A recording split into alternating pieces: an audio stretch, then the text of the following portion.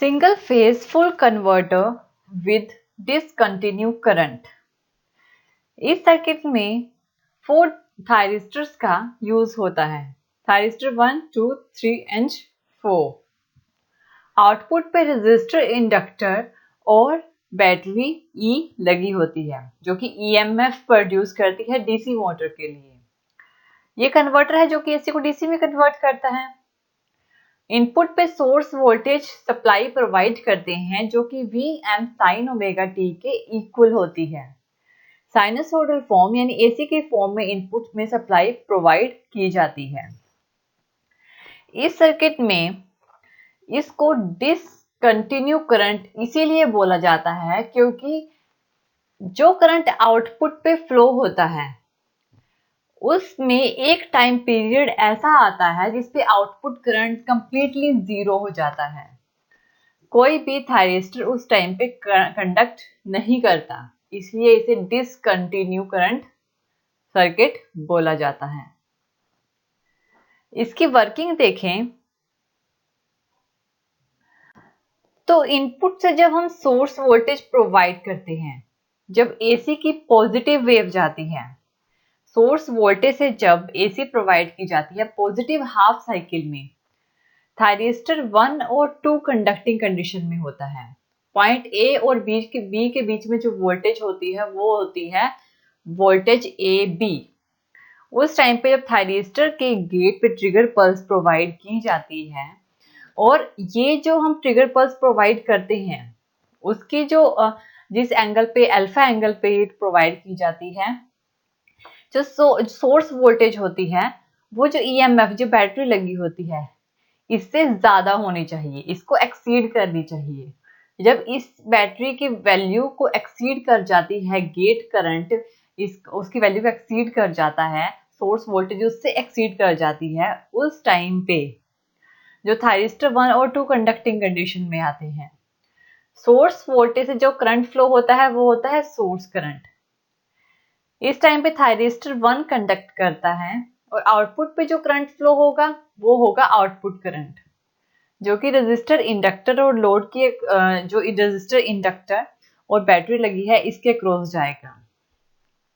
और यहाँ पे जो वोल्टेज क्रिएट होगी वो होगी आउटपुट वोल्टेज, और ये करंट ई से पास होकर थायरिस्टर 2 की तरफ जाएगा, जिसे थायरिस्टर 2 कंडक्टिंग कंडीशन में आएगा, और पॉइंट बी से पास होकर ये करंट फिर जाएगा सोर्स की तरफ। ये तो थी पॉजिटिव हाफ साइकिल की बात। अब हम बात करते हैं नेगेटिव हाफ साइकिल में। नेगेटिव हाफ साइकिल में जब सोर्स वोल्टेज प्रोवाइड की जाती है तो क्या हो जाता है कि इनपुट पे जो वोल्टेज होती है वो रिवर्स हो जाती है, नेगेटिव में हो जाती है। इस टाइम पे जो वोल्टेज पॉइंट ए और बी के बीच में जो वोल्टेज होती है वो वी बी ए होती है, रिवर्स हो जाती है। इस टाइम पे थायरिस्टर 3 और 4 कंडक्ट करते हैं और जो करंट है वो यहाँ से फ्लो होना स्टार्ट होता है, पॉइंट बी से थायरिस्टर 3 की तरफ जाता है। अगेन जब सोर्स वोल्टेज बैटरी ई की वोल्टेज से एक्सीड कर जाती है तो थायरिस्टर 3 के गेट पे ट्रिगर पल्स प्रोवाइड की जाती है और थायरिस्टर 3 कंडक्टिंग कंडीशन में आ जाता है, और ये करंट लोड के क्रॉस जाता है जिसमें आर एल ई कनेक्टेड है और आउटपुट वोल्टेज के क्रॉस प्रोड्यूस होती है, और फिर ये करंट जाता है थायरिस्टर 4 के अक्रॉस, जिसे थायरिस्टर 4 कंडक्टिंग कंडीशन में आता है, और थायरिस्टर 4 कंडक्ट करने के बाद ये करंट जाता है पॉइंट ए से सोर्स की तरफ। नेगेटिव हाफ साइकिल में ये करंट इस तरह से फ्लो करता है। इसका जो कॉन्सेप्ट है इसको डिसकंटिन्यू बोला जाता है, डिसकंटिन्यू सर्किट बोला जाता है, इसलिए इसकी जो एक्सप्लेनेशन है वो हम देखेंगे जो हमारी वेव फॉर्म्स हैं उनके अकॉर्डिंग। इसमें जो आउटपुट पे करंट फ्लो होता है वो 2 वैल्यूज में फ्लो होता है। सबसे पहले हमारी वैल्यू देखते हैं, अगर जो बीटा है एसी इनपुट से प्रोवाइड की जाती है, जो बीटा है अगर वो पाई से ज्यादा होती है उस टाइम पे आउटपुट करंट कैसे फ्लो होता है। जैसे कि हम जानते हैं जो हमारी सोर्स वोल्टेज है वो एसी की फॉर्म में होती है, एसी सप्लाई प्रोवाइड की जाती है इनपुट से। ये डॉटेड लाइन शो कर रही है रेक्टिफायर्ड को, यानी कि ये जो लाइन है ये पॉजिटिव को शो कर रही है। ये एक तरह से जो ये कन्वर्टर है रेक्टिफायर है जो कि एसी को डीसी में कन्वर्ट करता है। ये सोर्स वोल्टेज है जो कि एसी की फॉर्म में प्रोवाइड की जाती है, और सोर्स वोल्टेज और ओमेगा टी के बीच में इसका ग्राफ ड्रॉ किया जाता है। और ये जो वैल्यूज हैं ये शो करती हैं कि जब पॉजिटिव हाफ साइकिल है, इसकी वैल्यू 0 से पाई के बीच में शो करती है। नेगेटिव हाफ साइकिल में ये पाई से 2 पाई के बीच में, अगेन पॉजिटिव से 2 पाई से 3 पाई, 3 पाई से 4 पाई, इस तरह से इनकी वैल्यूज हम डिनोट करते हैं। और ये जो मैक्सिमम पीक होती है वो शो करती है Vm sin omega T, source voltage, जो कि Vm sin ओमेगा टी के इक्वल होती है। ये पीक वैल्यू होती है एसी की। सबसे पहले VAB, जब थायरिस्टर 1 और 2 कंडक्ट करते हैं उस टाइम पे जो वोल्टेज होती है VAB, ए और बी पॉइंट के बीच में वोल्टेज होगी। उस टाइम पे जो आउटपुट करंट होगा वो कुछ इस तरह से फ्लो होगा। ये जो रेड लाइन है ये शो करती है हमारी बैटरी का ईएमएफ, जो बैटरी है, यानी ये जो रेड लाइन है इस वैल्यू तक हमारी ई की वैल्यू शो करती है, जिस तक वो कंडक्टिंग कंडीशन में है, यानी कि जो इतना वो स्टोर कर रही है, ये हमारी ई की वैल्यू शो करती है। अब जो आउटपुट करंट होगा पॉजिटिव हाफ साइकिल में, जब पॉइंट VAB, ए और बी पे सप्लाई प्रोवाइड की है, थायरिस्टर 1 और 2 कंडक्टिंग कंडीशन में है, उस टाइम पे आउटपुट करंट हमारा इस तरह से होता है। इसको हम देखते हैं कि ये जो पॉइंट है, ये पॉइंट जिससे यहाँ ये शो करता है अल्फा एंगल, जिससे ट्रिगर पल्स प्रोवाइड की जाती है, यानी कि थायरिस्टर 1 और 2 के गेट पे ट्रिगर पल्स प्रोवाइड की, जिससे ये कंडक्टिंग कंडीशन में आए। और इस पॉइंट से इस पॉइंट के बीच में पॉजिटिव हाफ साइकिल की ये जो पॉइंट शो करती है, इस पॉइंट से पाई के बीच, पाई तक, इस पॉइंट से ट्रिगर पल्स से पाई तक, ये शो करता है कि थायरिस्टर 1 और 2 इस टाइम पे कंडक्टिंग कंडीशन में है। और इससे पहले ये जो पॉइंट है ये शो करता है कि इस टाइम पे थायरिस्टर 3 और 4 कंडक्टिंग कंडीशन में है।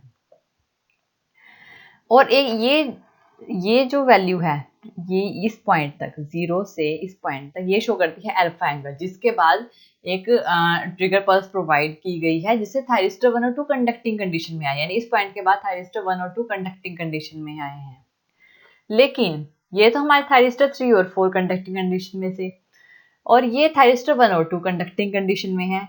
इन दोनों के बीच में भी एक पॉइंट आता है, ये वाला पॉइंट। इस पॉइंट पे क्या होता है, आउटपुट करंट 0 हो जाता है।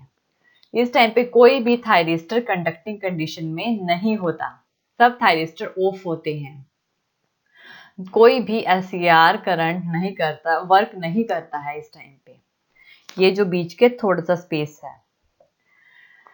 अब जो इस टाइम पे आउटपुट वोल्टेज होगी वो कुछ इस तरह से होगी। जब हमारा थायरिस्टर 3 और 4 कंडक्टिंग कंडीशन में थे, ये हम नेगेटिव हाफ साइकिल में देखते हैं, ये वाला, अभी हम पॉजिटिव की बात कर रहे हैं। जब थायरिस्टर 3 और 4 कंडक्टिंग कंडीशन में थे तो आउटपुट वोल्टेज उस टाइम पे नेगेटिव में थी। लेकिन उसके बाद जब ये जो पॉइंट है जिसमें कोई एससीआर वर्क नहीं कर रहा और आउटपुट करंट 0 है, इस टाइम पे जो आउटपुट वोल्टेज है वो 0 नहीं होती। ये जो बैटरी इसके क्रॉस कनेक्टेड है ये आउटपुट वोल्टेज को 0 नहीं होने देती, जिस वजह से ये यहाँ से ई वैल्यू तक एक्सीड करती है। और जब तक आउटपुट करंट 0 रहता है तब तक ये जो ई वैल्यू है, ये जो आउटपुट करंट है इसकी वजह से 0 नहीं होता बैटरी की वजह से, और ये इसके आउटपुट वोल्टेज इतनी प्रोड्यूस होती रहती है बैटरी की वजह से, आउटपुट वोल्टेज 0 नहीं होती। लेकिन ट्रिगरिंग पल्स, अल्फा एंगल और ट्रिगर पल्स प्रोवाइड करने के बाद थायरिस्टर 1 और 2 कंडक्टिंग कंडीशन में आ जाते हैं और आउटपुट वोल्टेज प्रोड्यूस होना स्टार्ट हो जाती है। आउटपुट वोल्टेज सोर्स वोल्टेज के इक्वल होती है इस पॉइंट के बाद, यानी इस पॉइंट के बाद जितनी सोर्स वोल्टेज होगी उतनी ही आउटपुट वोल्टेज होगी। लेकिन जब पॉजिटिव हाफ साइकिल यहाँ पे खत्म होती है पाई तक, आउटपुट वोल्टेज भी 0 हो जाती है, लेकिन आउटपुट करंट इस टाइम पे 0 नहीं होता, नियर अबाउट मैक्सिमम पोजीशन तक होता है। और इस टाइम पे जो सोर्स वोल्टेज है वो यहाँ पे सोर्स वोल्टेज जो सोर्स करंट है वो इस टाइम पे नेगेटिव में है, लेकिन जब कोई एससीआर वर्क नहीं कर रहा और आउटपुट करंट जीरो है तो सोर्स करंट भी जीरो रहेगा।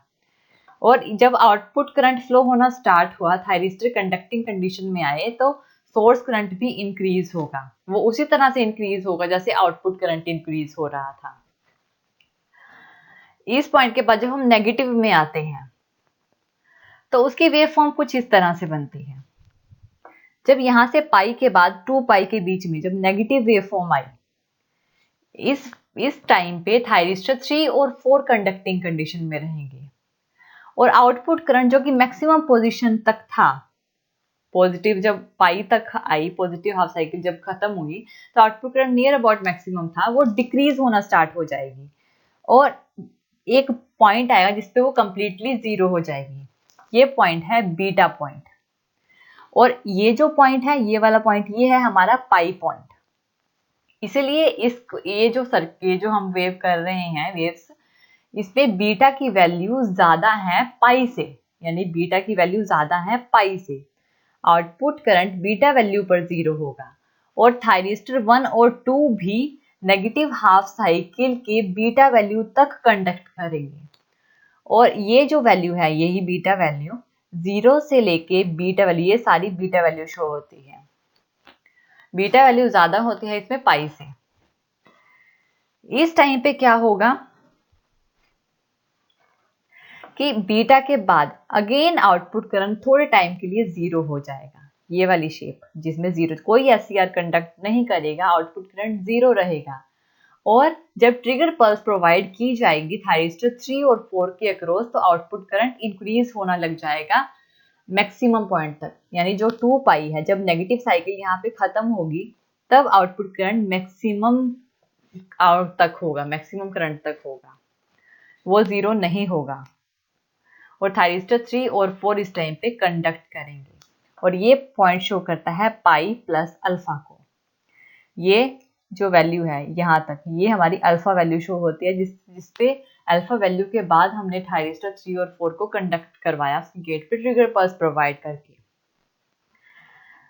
तो जो आउटपुट वोल्टेज आएगी वो कुछ इस तरह से आएगी। जब यहाँ पे पाई पॉइंट तक आउटपुट करंट मैक्सिमम पोजीशन तक था और नेगेटिव साइकिल स्टार्ट होने पे आउटपुट करंट डिक्रीज हुआ, बीटा तक जीरो हुआ, उस टाइम तक जब आउटपुट करंट जीरो नहीं है तो आउटपुट वोल्टेज क्या होगी, नेगेटिव में चली जाएगी, क्योंकि जब करंट ही जीरो नहीं है तो वोल्टेज जीरो कैसे होगी, वोल्टेज नेगेटिव में चली जाएगी।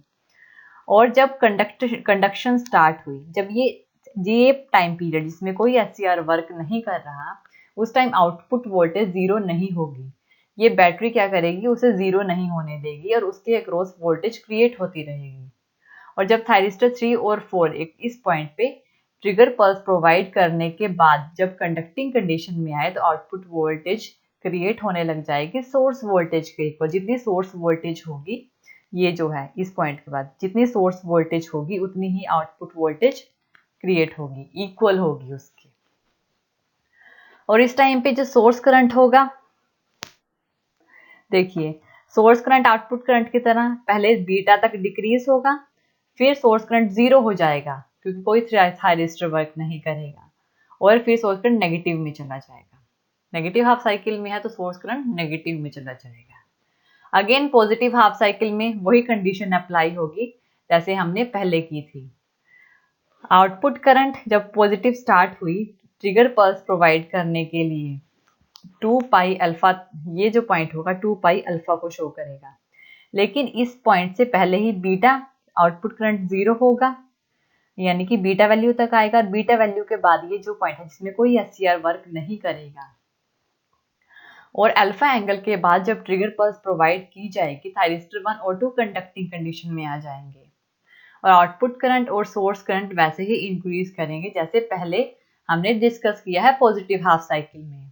अगेन नेगेटिव हाफ साइकिल में पहले करंट बीटा तक डिक्रीज होगा, फिर जीरो होगा और फिर इंक्रीज करेगा, और सोर्स वोल्टेज भी और सोर्स करंट भी हमारे इसी तरह से फ्लो होगा। ये तो थी हमारी फर्स्ट कंडीशन जिसमें हमारी बीटा की वैल्यू पाई से ज्यादा होती है। अब हम लेते हैं दूसरी कंडीशन जिसमें पाई की वैल्यू बीटा की वैल्यू से ज्यादा होती है। इस टाइम पे जो आउटपुट करंट और आउटपुट वोल्टेज होगी वो क्या होगी, और वी एम साइन बीटा जो होता है वो जो बैटरी ईएमएफ बैटरी लगी है ई इसमें बड़ा होता है वी एम साइन बीटा से। इस टाइम ये दूसरी कंडीशन है हमारी, जो आउटपुट करंट है वो कुछ इस तरह से होगा। इस टाइम पे जब हमारी ओमेगा टी 0 के इक्वल है, इस टाइम पे आउटपुट करंट क्या होगा, 0 होगा। और जब ट्रिगर पल्स प्रोवाइड करेंगे तो आउटपुट करंट धीरे धीरे इंक्रीज होना स्टार्ट होगा। लेकिन जब पॉजिटिव हाफ साइकिल खत्म होगी पाई तक, तो आउटपुट करंट भी उस टाइम पे इस पॉइंट पे आके 0 हो जाएगा। वो नेगेटिव हाफ साइकिल तक नहीं जाएगा। उसी time negative positive half cycle खत्म होगी तो आउटपुट करंट भी 0 हो जाएगा। बीटा वैल्यू हमारी पहले ही आ जाएगी, बीटा वैल्यू बाद में आ रही थी। जब हम पहले कंडीशन कर रहे थे तो आउटपुट करंट मैक्सिमम पॉइंट तक था, और धीरे धीरे जब नेगेटिव हाफ साइकिल आई तब डिक्रीज हुआ बीटा पॉइंट तक। अब जो बीटा पॉइंट है वो क्या है, पहले ही आ जाएगा। जब नेगेटिव पॉजिटिव हाफ साइकिल खत्म होगी तभी आउटपुट करंट हमारा 0 हो जाएगा और वो हमारी बीटा वैल्यू होगी। इसमें जो पाई की वैल्यू होती है वो ज्यादा होती है बीटा के कंपैरिजन में, रिवर्स हो गया। और इस टाइम पे कोई एससीआर वर्क नहीं करेगा जब आउटपुट करंट 0 है। और वोल्टेज, आउटपुट वोल्टेज पे क्या इफेक्ट पड़ेगा, जो आउटपुट वोल्टेज होगी वो किसी भी टाइम 0 नहीं होगी। ऐसा इसलिए, एक तो ये जो ईएमएफ बैटरी लगी हुई है ये आउटपुट वोल्टेज को 0 नहीं होने देगी। जब आउटपुट करंट 0 होगा तो वोल्टेज 0 नहीं होगी बैटरी की वजह से। और जब T1 और T2 कंडक्टिंग कंडीशन में होंगे और पॉजिटिव हाफ साइकिल खत्म होते ही ये भी 0, आउटपुट करंट भी 0 हो जाएगा। तो आउटपुट वोल्टेज सोर्स वोल्टेज के इक्वल होगी इस पॉइंट तक। अगेन नेगेटिव हाफ साइकिल में क्या होगा, ये जो पॉइंट है ये इस पॉइंट से, अब देखिए हमारी जो बीटा की वैल्यू है यहां से इस पॉइंट तक जब आउटपुट करंट 0 हो रहा है इतनी है। नेगेटिव हाफ साइकिल में भी सेम, थायरिस्टर 3 और 4 कंडक्ट करेंगे और बीटा पॉइंट के बाद अगेन ये 0 और आउटपुट करंट 0 रहेगा। इस पॉइंट के बाद जब ट्रिगर पल्स प्रोवाइड की जाएगी 3 और 4 थायरिस्टर के अक्रॉस, तो इंक्रीज होके 0 पे आ जाएंगे 2 पाई तक। जब तक पाई से 2 पाई तक जब नेगेटिव पल्स जो हमारी है वो खत्म होगी, उस टाइम पे जो आउटपुट करंट है वो भी 0 हो जाएगा और वोल्टेज अगेन हमारी वैसे ही इंक्रीज करेगी। आउटपुट करंट 0 है तो, लेकिन आउटपुट वोल्टेज 0 नहीं होगी बैटरी की वजह से, बैटरी की वजह से, और उसके बाद आउटपुट वोल्टेज क्रिएट होगी। ये जो स्पेस है ये के इक्वल होता है, जितनी इसकी वैल्यू होती है उतनी ही हमारी आउटपुट वोल्टेज क्रिएट होती है, उतनी हमारी आउटपुट वोल्टेज जंप कर जाती है। इस तरह से हमारे जो ये करंट है आउटपुट करंट इंक्रीज होगा, ये जो कि कंप्लीटली 0 से 0 तक यानी कि 3 पाई से 4 पाई तक लास्ट वाली नेगेटिव साइकिल में वर्क करेगा, और यहाँ पे 0 होगा, उसके बाद एक्सीड करना स्टार्ट करेगा और 0 तक आएगा और आउटपुट वोल्टेज भी हमारी उसी तरह वर्क करेगी।